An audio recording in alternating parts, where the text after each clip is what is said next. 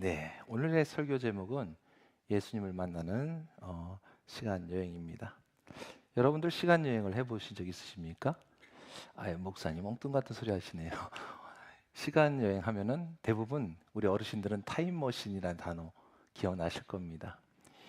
이 타임머신을 타면은 영화에서 보게 되면은 과거나 미래로 원하는 시간으로 가는 경우를 보게 돼요.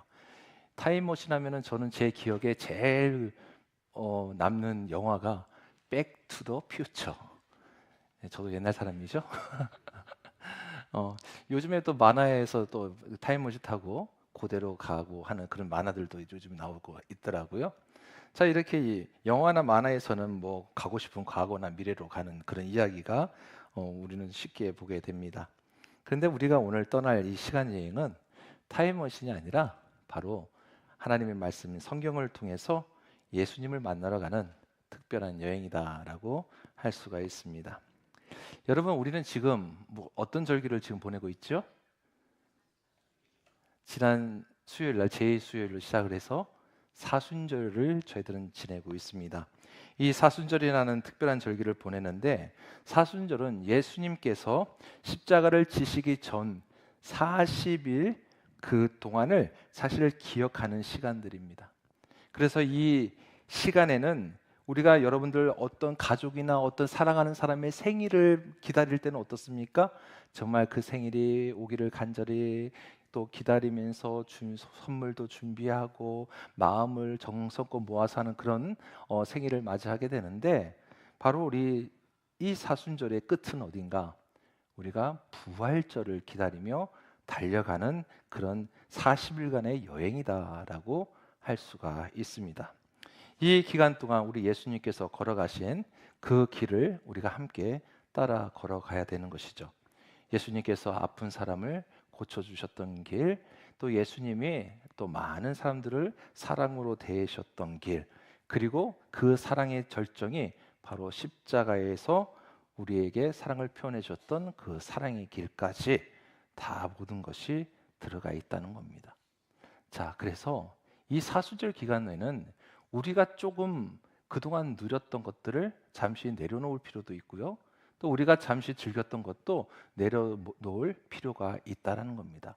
특별히 우리 드림교회, 드림교회, 드림교회, 고마워 대답해줘서. 자, 기쁨교회, 예, 고개만 봐줘서 고마워요. 우리 드림교회, 기쁨교회, 스탠드교회, 사실 우리 장년들도 마찬가지로 우리가 가지고 있는, 우리가 누리고 있는 어떤 게임, 우리 아이들 게임이나 또 어떤 영상을 보는 거에 있어서 사실 40일 동안은 잠시 내려놓는 그런 용기가 또 필요하다라고 할 수가 있겠습니다. 오늘 우리가 읽은 이 로마서 말씀은 바로 그 예수님이 누구신지를 분명하게 알려주고 가르쳐주고 있는 소중한 보물지도와 같다라고 할 수가 있지요. 자, 그러면 오늘 말씀을 통해서 우리가 한번 시간 여행을 한번 떠나볼까 합니다. 오늘 말씀, 이 말씀에는 예수님이 어떤 분이신지를 크게 세 가지로 분명하게 우리에게 전해주고 있습니다. 그 세 가지가 첫 번째 뭐냐? 우리 주님은 오래전부터 약속되신 분이다라는 것이고, 두 번째는 그 예수님이 우리와 같은 사람의 몸으로 오신 분이시라라는 겁니다. 그리고 세 번째는 우리 예수님께서 부활하셔서 하나님의 아들이심을 분명하게 보여주셨다라는 것을 바로 오늘 말씀에서 증거를 하고 있습니다. 자, 그러면 한번 좀 더 깊게 한번 들어가 보도록 하겠습니다. 자, 첫 번째 시간 여행은 쭉 가서 과거로 가는데 우리 구약의 시대로 갈 수가 있습니다. 성도 여러분, 이 사순절은 예수님의 발자취를 함께 걸어가야 하는 절기라고 말씀을 드렸어요. 그래서 오늘 2절 말씀에 보게 되면은 이 복음은 하나님이 선지자들을 통하여 그의 아들에 관하여 성경에 미리 약속하신 것이라라고 말씀을 하고 있습니다. 그러니 예수님은요, 갑작스럽게 등장한 인물이 아닙니다. 우리 하나님께서 이미 오래전부터 계속 예비해 놓으셨고 계획해 놓으셨고, 사실 그리고 오랜 선지자들을, 구약의 선지자들을 통하여서 계속 반복해서 약속해 주신 그분이 바로 우리 예수님이시라는 거예요. 여러분 돌아볼까요? 아담과 하와의 때, 창세기 때 보면은 아담과 하와가 하나님 앞에 범죄를 하였습니다. 죄를 짓게 되었어요. 그리고 그 범죄한 이후에 우리 하나님께서 약속하시는 것이 무엇이었느냐면 여자의 후손에 대한 약속이었습니다. 그게 바로 우리 예수 그리스도를 예표하고 있는 것이에요. 그리고 또 아브라함에게도 약속하셨는데 내 씨로 말미암아라는 약속을 하셨습니다. 그리고 다윗에게도 약속을 하셨어요. 내 왕위를 영원히 경고하리라라는 이 언약도 사실 우리 예수님을 예표하고 있는 겁니다. 그 외에도 이사야, 예레미야, 미가 선지자들을 통해서 우리 주님이 오실 것을 이미 하나님께서는 메시아 곧 그리스도께서 이 땅에 오실 것이라는 것을 계속해서 예고해 주셨다는 사실이죠. 그래서 창세기부터 말라기까지 이 구약은요, 이 구약의 핵심은 무엇이냐? 바로 예수 그리스도께서 오실 것을 예언하고 있는 말씀이 구약입니다.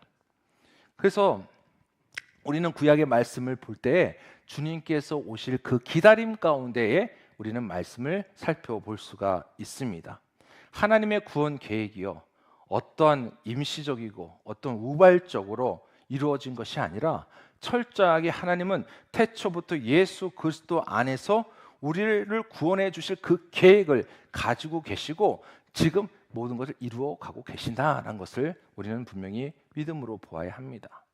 그래서 이 사순절 기간, 여러분 이 사실을 다시 한번 붙잡고 가는 시간이 사순절이다라고 할 수가 있어요.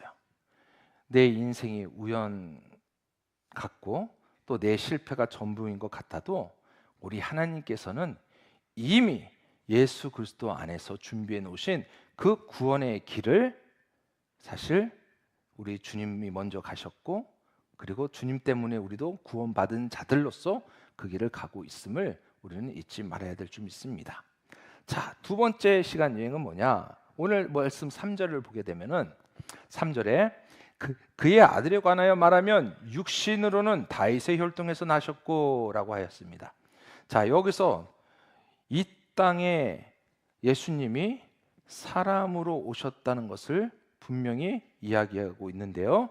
육신으로 다윗의 혈통에서 나셨다라는 이 말에는 두 가지를 의미가 담겨져 있습니다. 그것은 뭐냐? 첫 번째는 바로 예수님은 실제 역사 속의 인물이라는 겁니다. 우리가 어떤 신화나 어떤 이야기들을 볼 때 상상의 인물을 만들어내고 또 신화에서 신화적인 인물들을 만들어내서 그거를 가지고 우리가 현실의 인물처럼 이야기하는 경우가 있는데, 그게 아니라 우리 예수님은 정말 실제로 이 땅에 오신 분이시라는 사실입니다. 그리고 두 번째는 다윗의 왕에게 약속되었던 그 메시아, 그러니 그 약속이 사실 어떻게 보면은 세대에서 세대로 이어져 가는, 그 계속 이어져 가면서 나중에 성취되어지는 바로 그 분이시라는 것을 바로 여기서 이야기를 하고 있습니다. 하나님께서는요, 우리 예수 그리스도를 이 땅에 보내셨을 때에 이미 몸을 입고 오신 분으로 우리 주님이 찾아오셨죠. 우리는 이것을 우리가 좀 조직학적에서 용어로 성육신이라고 표현을 하고 있습니다. 성육신, 우리 하나님께서 육신의 몸을 가지고 오셨다. 우리 주님을 가리켜 성육신하신 분이다. 그래서 이렇게 우리 인간과 똑같은 몸으로 오신 주님이시기 때문에 여러분, 우리가 지금 삶 속에서 느끼고 있는 수많은 감정과 수많은 실패와 수많은 어떤 그런 모든 것들도 우리 주님이 그대로 경험을 하셨다라는 거예요. 예, 우리 주님은 하나님께서 인간의 몸으로 오셨기 때문에 이미 성스러우신 분이니까 우리랑 다른 분이야? 아니에요. 신성도 있지만 인성도 있고 인간적인 부분을 가지고 계시다는 거죠. 그래서 예수님도요, 성경에 보면 배고픔도 느끼셨다는 거예요. 배고픔도 느끼시고 때로는 눈물과 외로움을 또 흘리셨고 또 그거를 알고 계시고, 그리고 예수님도 경험을 하셨습니다. 배신의 아픔도 경험하셨죠. 또 오해의 고통도 당하셨습니다. 그리고 억울함을 친히 몸으로 겪으셨던 분이 바로 누구냐? 우리 예수님이세요. 여러분 어때요? 우리도 그런 경험 있으시죠? 사순절 기간 동안 우리가 예수님의 발자취를 따라간다는 것은 그냥 단지 경건하게만 살자, 분별해서 살자, 이것을 뛰어넘어서 예수님을 다시 한번 바라보겠습니다. 나의 시선을 우리 주님에게로 다시 한번 고정하겠습니다 라는 그런 신앙 고백의 시간이다라고 할 수가 있습니다. 성도 여러분, 때로는 우리가 어렵고 힘들 때 하나님은 나를 몰라주시는 것 같다, 나의 형편을 도대체 아신다고 한다면 왜 이렇게 가만히 내버려 두시는 것일까? 왜 내 마음이 이렇게 아픈데 왜 내 마음이 치료가 되지 아니하실까? 이렇게 느낄 때가 있을 거예요. 자, 그러나 우리 예수님도요, 분명히 청년의 시절도 있었고 가족 안에서의 갈등도 경험했고 또한 때로는 가난하고 노동의 수고도 우리 예수님이 일을 하셨잖아요. 몫으로서 일을 하셨잖아요. 겪으셨고 또 하나님의 나라를 전파하는 이 와중에 수많은 종교 지도자들로부터 또 믿지 않는 사람들로부터 오해와 박해를 받고 비난을 받은 분이 우리 주님이십니다.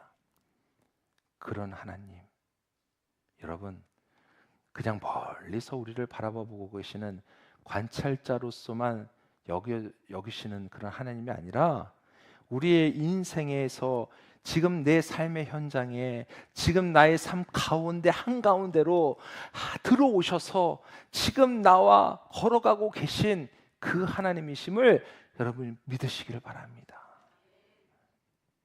우리 주님이 그냥 관찰자로 끝나지 않으세요. 지금 여러분의 삶 가운데 그 중심에서 함께 걸어가고 계시다는 거예요.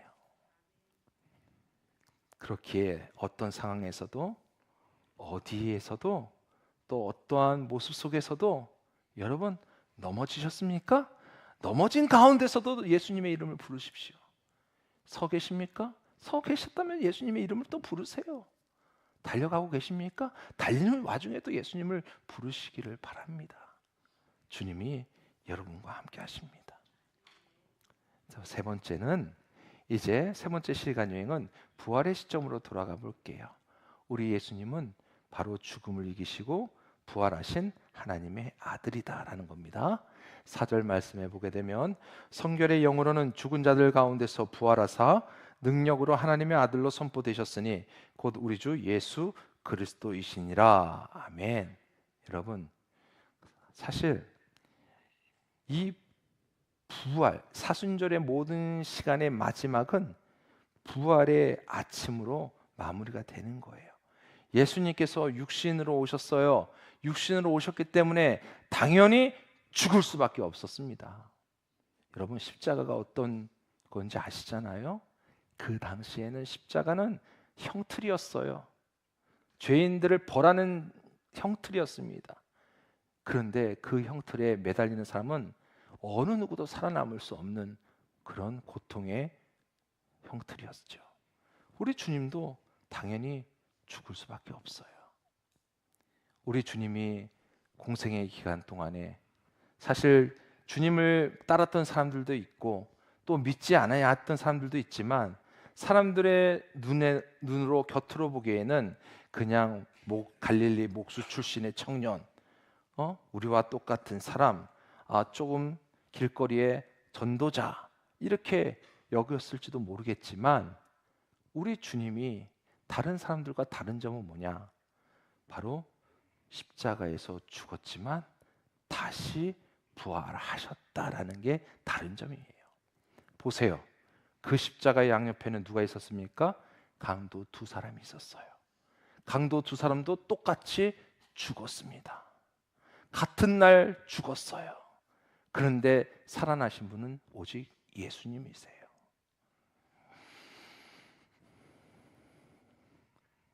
부활을 이야기할 때에 우리가 죽음 이후에 어떤 영혼이 있다라는 것으로만 얘기하면 안 되고요. 부활은 어떤 의미를 담고 있는가? 바로 예수님의 십자가가 실패가 아니었음을 증명하는 사건이 부활인 거예요. 두 번째는 죄와 죽음의 권세가 완전히 끝장났다, 끝났다는 것을 보여주는 게 부활인 거예요.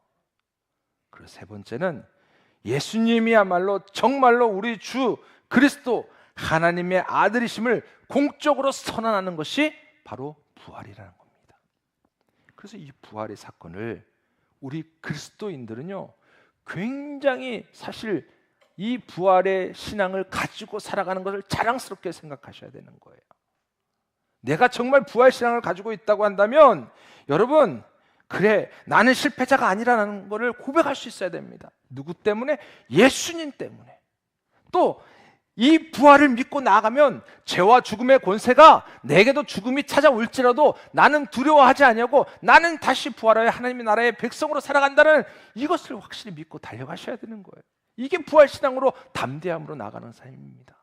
세 번째가 부활신앙을 가지고 있으면 그래, 오직 주님만이 하나님의 아들이심을 우리가 고백할 수밖에 없는 것이죠. 말씀해 보게 되면 선포되셨다, 이 말은 단지 사람들의 의해 그 동의를 얻었고 동의했다라는 뜻이 아니라 이 안에는 하나님께서 친히 선언하셨고 공포하셨다라는 바로 그 의미가 담겨져 있는 거죠. 성도 여러분, 그래서 사순절 기간은 우리의 목적지는 어디냐? 바로 부활절이에요.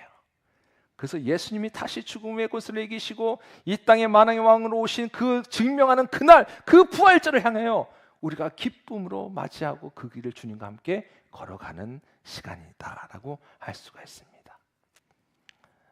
믿지 않는 사람들은 예수도 죽었잖아, 딱 거기서 끝나버려요. 그리고 성경에 옛날에 이스라엘의 귀한 인물로만 생각해서 끝. 그런데 진짜 주님을 만나지 못했기 때문입니다. 여러분, 우리 주님은 우리에게 분명히 말씀하시고 약속하십니다. 어떤 약속이냐? 죄와 사망이 끝이 아니라는 약속이고요, 눈물과 실패가 내 인생의 마지막 장면이 아니라는 약속이고요, 그리고 예수 안에 있는 자는 마지막 날에도 반드시 부활로 일으켜 주시겠다는 그 약속을 우리에게 하고 계심을 우리는 분명히 믿기를 바랍니다. 따라서 성도 여러분, 오늘 말씀을 우리가 통해서 다시 한번 마음에 품고 우리가 사순절 기간을 달려가십시오. 그래, 우리 주님 약속으로 예고되신 그 예수님이셨고, 그리고 인간의 몸으로 친히 정말 오신 분이셨고, 그리고 그분이 십자가에 못 박히셨지만 죽음으로 끝나지 아니하시고 부활하심으로 인하여 하나님의 아들이심을 선포하셨던 그 모습을 나는 믿으니 이제 그 주님 붙잡고 바라보며 달려가겠습니다. 이 고백이 우리 모두의 신앙 고백이 되어지기를 간절히 소망합니다. 사랑하는 성도 여러분, 그리고 우리 교회 학교, 우리 믿음교회, 기쁨교회, 스탠드교회 자녀 여러분, 여러분이 믿는 예수님은 시시한 인물이 아니에요. 여러분들이 믿는 예수님은 바로 여러분들의 주인이시고 여러분들을 붙들어 주시고 여러분들과 함께하고 계신 우리 주님이십니다. 그 예수님의 이름을 여러분 자랑스럽게 여기시고 그 예수님의 이름을 마음껏 부르시며 주님과 함께 우리는 앞으로 이제 남은 인생도 우리 주님이 계획해 놓으신 그 길을 기쁘게 함께 걸어가는 줄 믿습니다. 주님과의 여행은요, 끝나지 않았습니다. 어찌 보면 지금부터 다시 시작입니다. 기도하겠습니다.